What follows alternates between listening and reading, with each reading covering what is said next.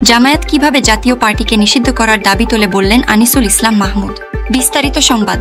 কয়েকটি রাজনৈতিক দলের জাতীয় পার্টির কার্যক্রম নিষিদ্ধ করার দাবিকে অগণতান্ত্রিক এবং দেশের রাজনৈতিক সংস্কৃতির জন্য বিপজ্জনক আখ্যায়িত করেছেন দলটির একাংশের চেয়ারম্যান আনিসুল ইসলাম মাহমুদ।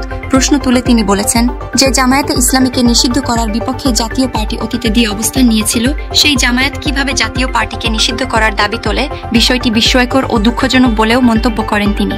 গতকাল সোমবার রাতে রাজধানীর গুলশানে জাতীয় পার্টির এই অংশের মহাসচিবের বাসভবনে জরুরি মত বিনিময় সভায় কথা বলেন আনিসুল ইসলাম মাহমুদ। সভায় জাতীয় পার্টির মহাসচিব এবিএম রুহুল আমিন হাওলাদার সহ দলের জ্যেষ্ঠ নেতারা উপস্থিত ছিলেন।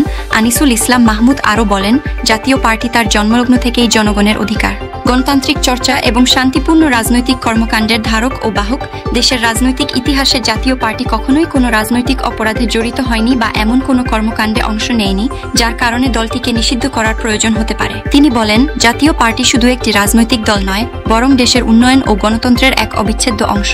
স্বাধীনতার পর দেশের রাজনীতিতে স্থিতিশীলতা ফিরিয়ে আনা, গ্রাম থেকে শহরে উন্নয়ন ছড়িয়ে দেওয়া, আধুনিক অবকাঠামো নির্মাণ ও শিক্ষা ব্যবস্থায় পরিবর্তন আনার ইতিহাস জাতীয় পার্টির রয়েছে। আনিসুল ইসলাম মাহমুদ বলেন, গণতান্ত্রিক ব্যবস্থাকে শক্তিশালী করতে হলে সব দলের অংশগ্রহণ নিশ্চিত করা জরুরি। তিনি যোগ করেন, কাউকে রাজনৈতিকভাবে নিষিদ্ধ করার দাবি গণতান্ত্রিক প্রক্রিয়াকে দুর্বল করে এবং জনগণের কণ্ঠস্বরকে স্তব্ধ করে দেয়।